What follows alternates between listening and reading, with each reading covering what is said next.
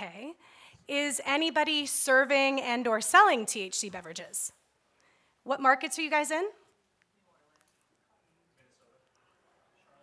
Okay, so those are going to be three of the kind of key markets we will actually touch on today. This is a very exciting landscape that we're talking about with a brand new category.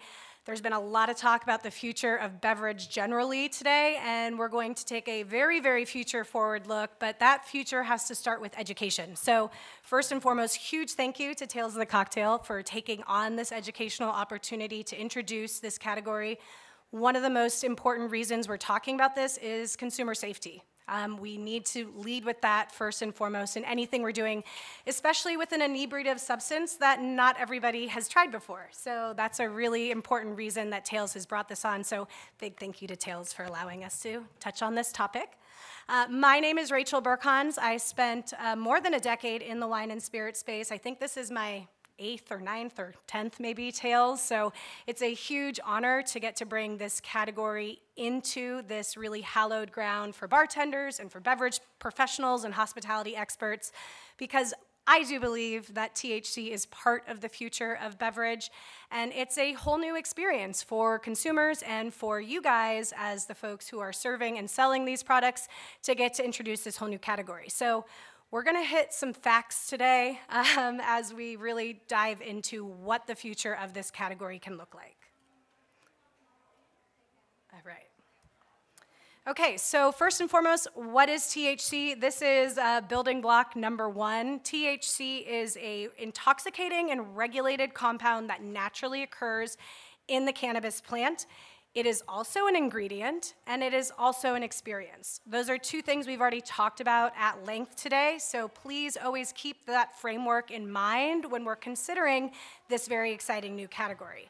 There are more than 100 cannabinoids that we have identified in the cannabis plant, alongside other compounds like terpenes and flavonoids, things that you guys actually already do utilize in traditional mixology. If you've ever expressed a lemon over a cocktail, that's terpenes in action. So we're not going to go into a deep dive on terpenes or flavonoids or esters or any of the other compounds today, but you do need to understand what THC is. And again, keep in mind that that is the regulated compound that we're talking about. And what are THC beverages? You guys should all know that THC beverages is the term with which this category is self-identifying. So you'll hear lots of different phrases, but right now we're going with THC beverages as a kind of broad category that encompasses two different channels. So we've got cannabis as a broad umbrella that has marijuana and hemp. And the term marijuana, if you know anything about cannabis, is a little bit contentious, but it is very specifically used in the context for this category because that is the regulated adult use channel. So that's where you have things that are in legal recreational states, in medical states, and that is what is going into dispensaries and into lounges. And then we have hemp. Hemp, again, is also cannabis, but it is what is legally defined as having less than 0.3% THC by dry weight. So unfortunately, we have somehow ended up in a position where regulators are literally regulating molecules in a plant. So cannabis is the big umbrella, and we're going to talk about hemp and marijuana, but I do encourage you guys to all consider that this is a plant called cannabis and that these guys they're kissing cousins. They look a little different. They have different sort of physical attributes, but it's really coming down to the legal definition here. Okay, so why should you guys care? Why are you all here to learn and talk about this? As I mentioned, consumer safety is really of the first and foremost concern. We want to make sure that you guys, as the gatekeepers who are presenting and serving these products to guests, are able to help people understand what they can expect from them.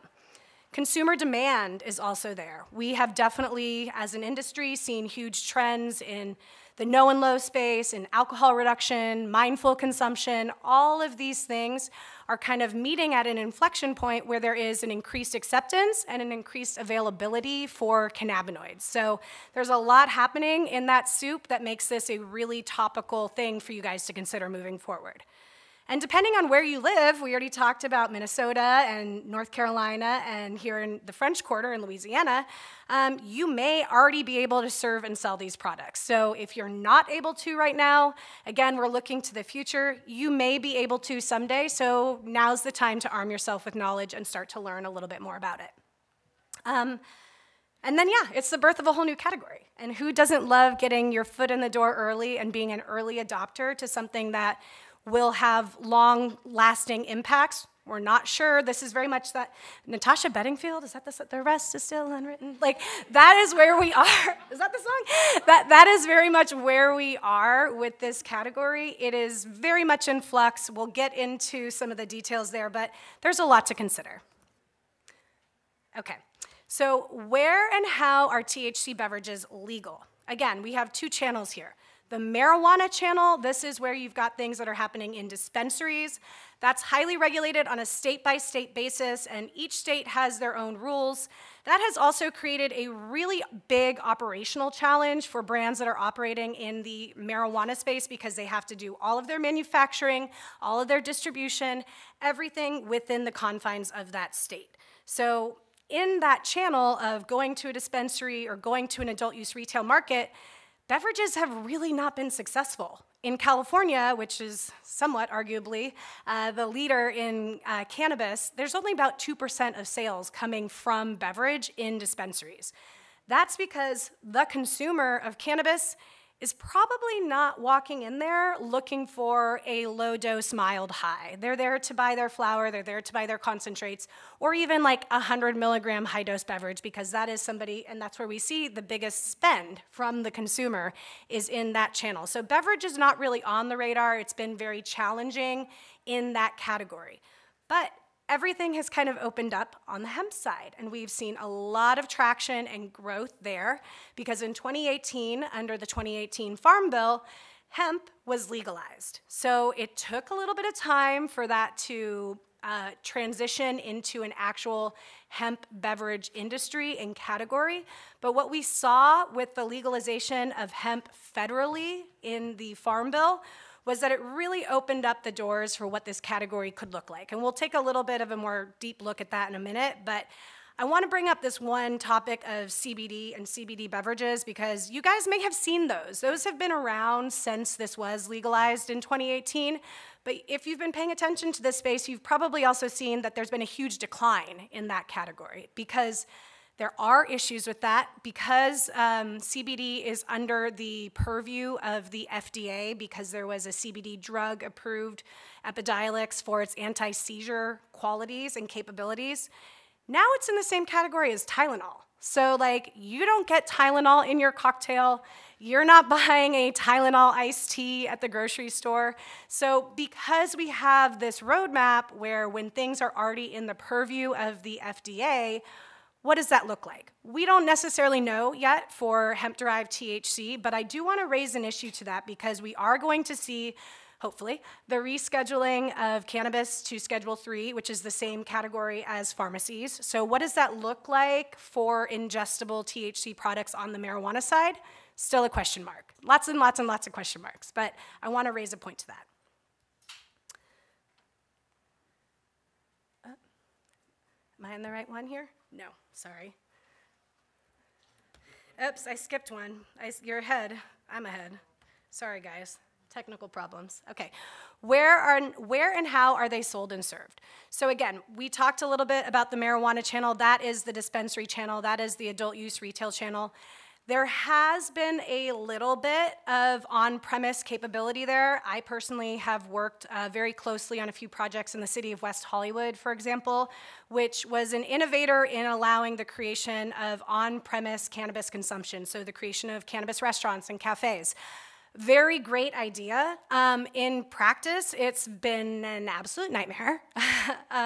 For example, after the state allowed that in California, they also made it illegal for you to sell food and beverage on the same premises as cannabis. So if you thought, hey, I'm going to open my cannabis restaurant here in West Hollywood, oh, but now I have to have 2 separate premises, I can't have any of the food and the cannabis prepared in the same space, it created a whole bunch of problems. There is definitely work being done to resolve that, but right now, and I say this with all the love in my heart as someone who has spent a lot of time working in this space, it's a mess. And the most exciting way to start getting this category into the hands of consumers in a bar, restaurant, hospitality-led environment is going to be through the hemp channel.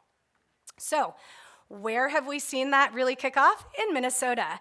Strangely enough, Minnesota is kind of where this all started. In Minnesota, they sort of inadvertently legalized the sale of intoxicating infused, hemp-infused THC food and beverages in all sorts of places. So right now, you can go to Minnesota and you can get them at your hotel lobby bar. You can get them while you're getting your hair cut at a salon. You can get them in your favorite bottle shop. They are being sold everywhere. And a huge piece of that was really driven by brewers. Minnesota is, as many of you may know, a great beer town. And so when these brewers realized that they had the opportunity to start manufacturing essentially seltzers that they could infuse, it really allowed the explosion of this category because not only could they make them easily, but they also had a place to sell them. And that was a really key thing that we haven't really seen with other categories for THC beverage. So in Minnesota, in 6 months, they went from 0 to 70 SKUs, and today there are over 4,000 licensed retailers, either on or off premise, and it's estimated to be a $200 million a year business. So we're gonna get a lot more stats for this category as all of this unfolds, but as we said, it's all happening real time. Again, because under the Farm Bill, THC beverages that are hemp-derived are federally legal, this also opened up a direct-to-consumer marketplace that has not existed for cannabis. They can ship across state lines, they can manufacture in multiple places, they're not really siloed like they have been in cannabis. So that's a really important thing to consider. And then you have some really key retailers who have totally taken advantage of this. Total Wine carries this category everywhere they legally can. And that is such a huge opportunity for brands to reach consumers where they're already shopping. That's the key thing. Why we didn't see cannabis beverages take off in dispensaries, because that consumer for cannabis beverages isn't going to the dispensary. They're going to Total Wine. They want a White Claw. They want their great whatever they're drinking, and then they can also pick this up there. So that's huge. And then, yeah, on-premise, we're seeing markets like Tennessee, Louisiana, Minnesota, Texas, Florida. They're all bringing this on. Florida has the hockey team, Panthers, Jaguars, I don't know, sorry. some hockey team. They have brought on at their arena a bar with THC beverages. So we are able to see THC beverages pretty much anywhere you'd sell alcohol in markets where they are able to be sold and there are licenses available for those operators to serve and sell those products. And then internationally, I definitely want to mention this. The United States is certainly a leader in this category, but there are brands that are continuing in the CBD space. And there's also brands that are launching their NA lines to kind of get that international brand recognition and toehold going while we're sort of still in this waiting and regulatory time. So I hope you laugh at my dumpster fire because I do not mean to scare anyone away with this dumpster fire, but it has been an incredibly challenging space for operators to be successful in with the regulatory landscape under its current purview. So really looking specifically at the hemp-derived market right now, at the state level, even though this is federally legal, each state has their own rights as to how they would like to see these regulations rolled out. So whether they can be sold at all, whether they can be shipped there, where they can be sold in terms of on or off premise, and whatever licenses may be required for that service and sale. Packaging, label, child resistance options. You know, some states require you to have a resealable child-proof lid, and other states don't require that. And whatever the dosing needs to be, whatever the labeling needs to be, that's another layer of challenge for the operators who need to play that sort of mental monopoly of where they can and how they can sell those products. And then cannabinoid sourcing, we are seeing some states that are kind of cracking down on that. We'll take a closer look at that in a moment. And then, yeah, the federal farm bill is up for renewal this year. In May, the industry did receive a little bit of a blow with the introduction of the Mary Miller Amendment. She's a congressperson from Illinois who decided that she's had it. And there's a lot of conflation here because the Farm Bill's looking at cannabis and hemp as an agricultural product. So this product is being looked at alongside puppy mills, solar panels, SNAP, all sorts of other stuff, and there are a lot of partisan politics involved there. And then there's also a lot of criticism that's happening with what you may know as like the THCA flower market, where in states where you cannot have legal recreational cannabis, there's this hemp hole where they say, oh, well, this is hemp. And it actually is basically just weed. So there's a lot that's going into that. And ultimately, the path forward there is not totally locked in, but what we would like to see, my colleagues and other people who are advocating for this space, is essentially a carve-out for beverage, recognizing that this is separate from some of the issues we're seeing with other ingestible THC products. And then again, who's going to have oversight of this? What does that look like? That's a huge question mark. Okay. So assortment in the category, I think this is really important to understand, just to know what's out there, what these types of products look like. Seltzers, there's a reason that's on the top of this list. That is a huge segment of this category, partially because it's the easiest for brands to manufacture. RTDs, coffees, teas, wine, beer, cider, no alcohol is going to be allowed in any of those, so some of those will be de-alcoholized and some will just be formulated without alcohol. Liquid and powder additives, sodas, water, functional ingredient drinks. Again, we're looking at the future here. I think pretty much anything that we categorize as a beverage has the potential to be infused with THC. And then quality. This is something that I have had a lot of conversations with people who care about what they're putting into their bodies, into their ingredients, into their drinks that they're serving and selling. Where are these coming from? Well, frankly, the quality varies across the category, just like it does for any beverage category. Some of these you can buy in a gas station. Some of these you're gonna buy at a gourmet retailer. I think you all know which of those is probably a higher quality product. So to be totally fair, that's real. There are some less good quality products, and there are some that are really good. I am the lead judge for the High Spirits Awards, which is the first professionally judged infused beverage tasting competition. We launched in 2023.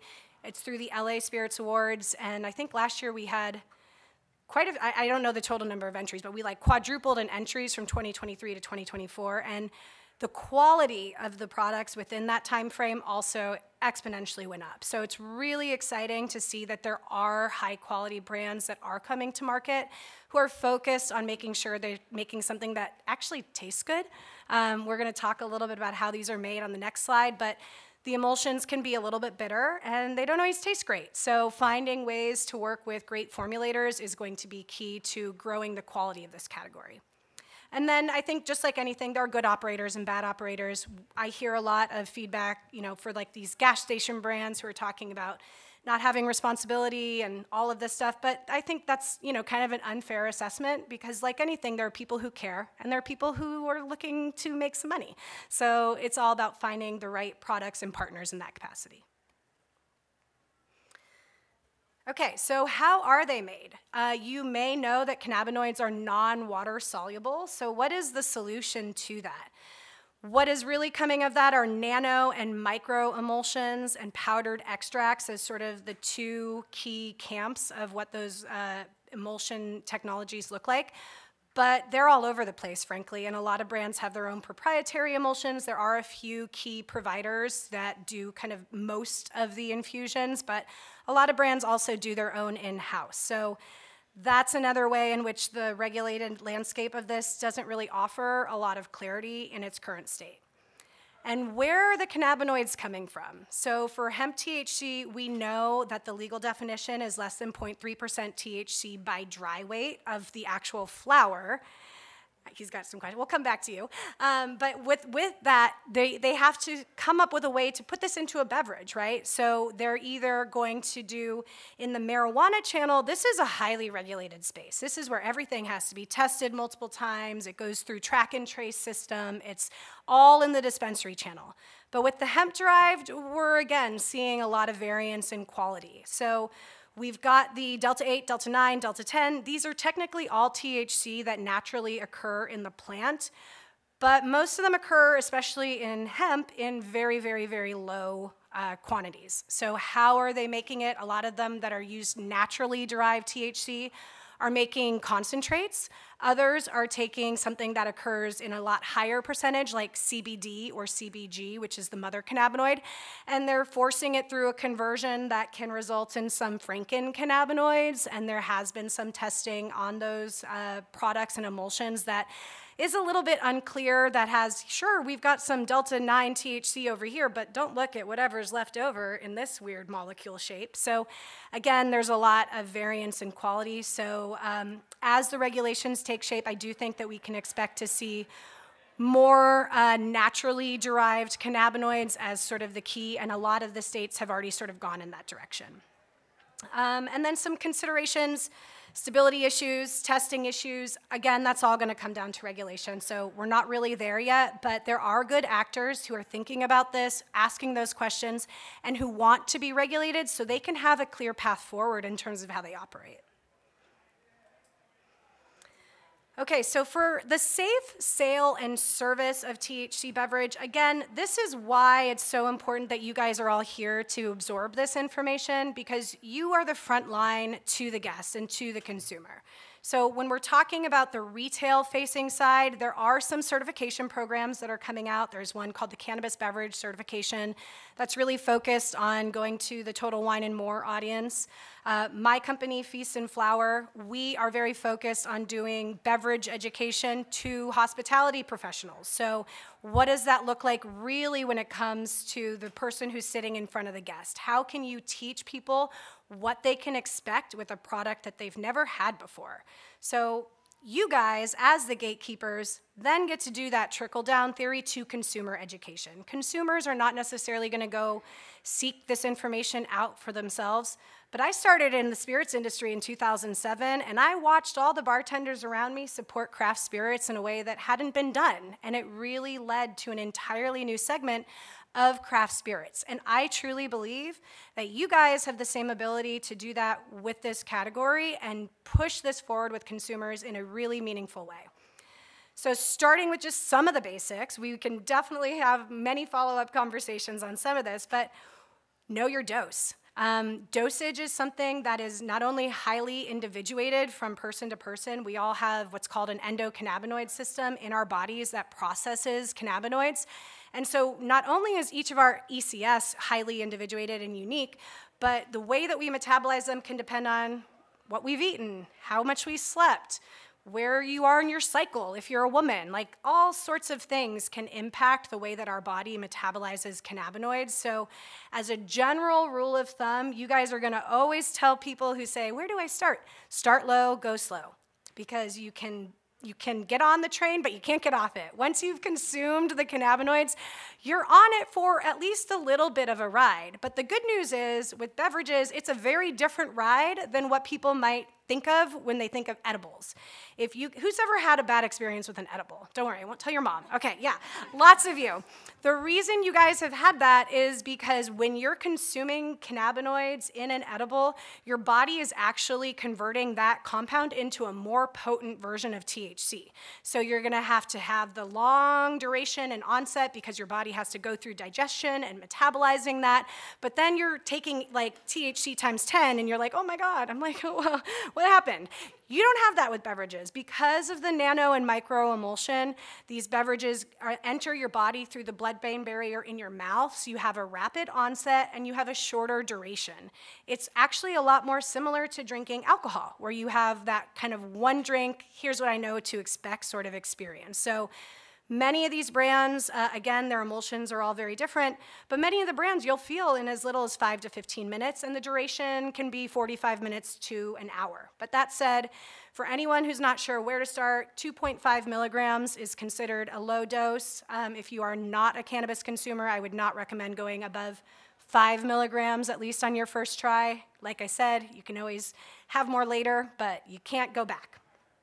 And then really, the cross-fading conversation, I think, is essential to have in the bar environment, where you know that people may either be consuming alcohol alongside these products or have already consumed alcohol. So as we start getting into safe service and certification programs that are attached to that, I do expect that we'll find some best practices for how to do that. But, you know, it's really all about how you guys would serve any guest. You know, don't overserve people who are not sure, who maybe look like they've consumed too much. That can really lead to an unsafe situation.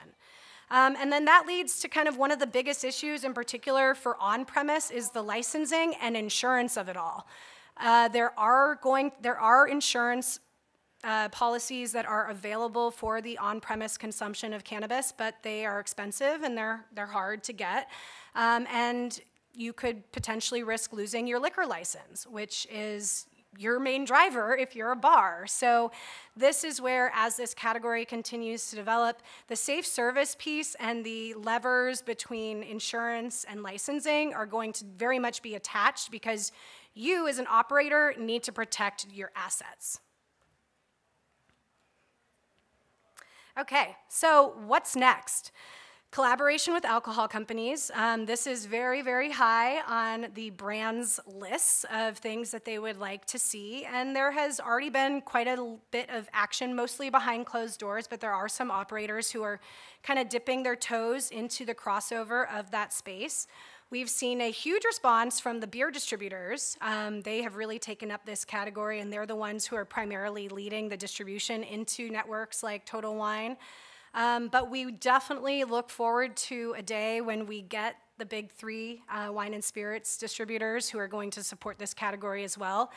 Frankly, I think a lot of those folks are waiting for a little bit more regulatory clarity, so we'll see what happens there. And then definitely the support of bartenders. I think that that's going to be a huge piece of this, is being able to take some of the tools as you learn about this category and present it in a safe way that makes guests feel comfortable with something they've never had before. That's a really important piece of this.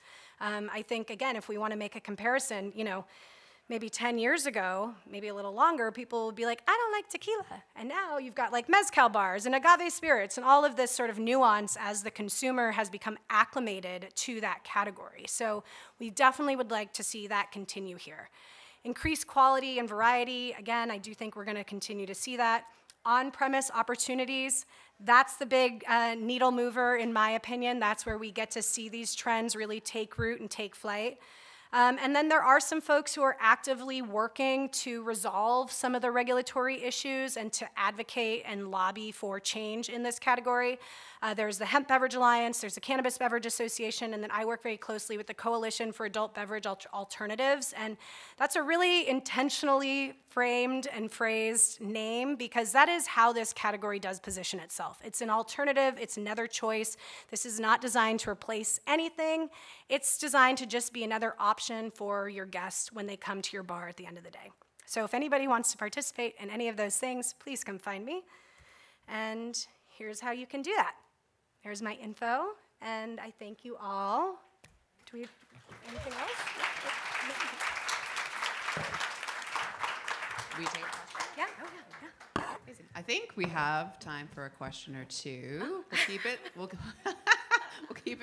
keep it contained. But also, just a reminder, we do have this poll here. Again, want your impressions around this topic. We know that this industry is changing. There are different factors that are impacting how it changes. This is certainly one of them, and so we wanted to present it all to you for your thoughts and ideas too. So please add your thoughts via Slido, and then we'll take just one or two questions. Go for it. Okay, very new category for me. And with THC extraction, what are the co-products and how are they being used? And is there potential for sustainability talks and whatnot in looking at that? Because when I think about hemp in Canada, it's always been used for things like cloth and paper and hemp milk and so on and so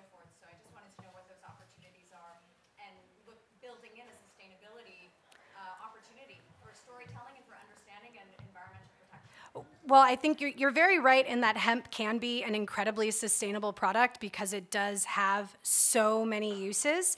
But if you're looking at the physiology of the plant, where you're getting things like fibers, those are coming from the stalk and like parts of the plant that are not producing any cannabinoids.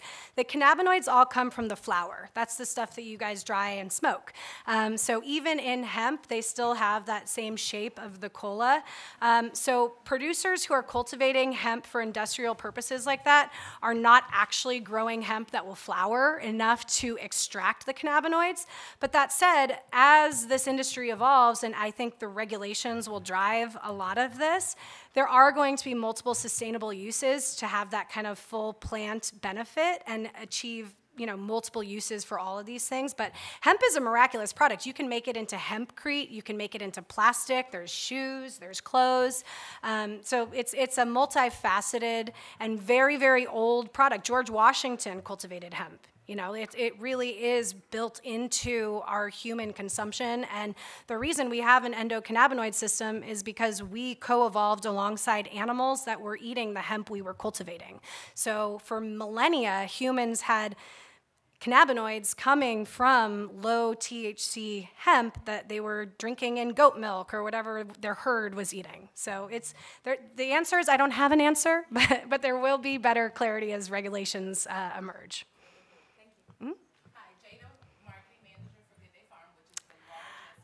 Say hi to Roxanne for me. So question, I'm here in Louisiana. How do we play nice, I guess, together in the cannabis? Where we have medical marijuana along with the hemp products as well. So here in Louisiana, there's only 2 cultivators. Neither of us offer drinks, but drinks are huge here, especially in the New Orleans market. But then there's the hemp drinks, and so we have seen the bad characters that are leading with the Delta 9. So we know it's synthetic. So us in the medical market, because it's so highly regulated, we stay away from that.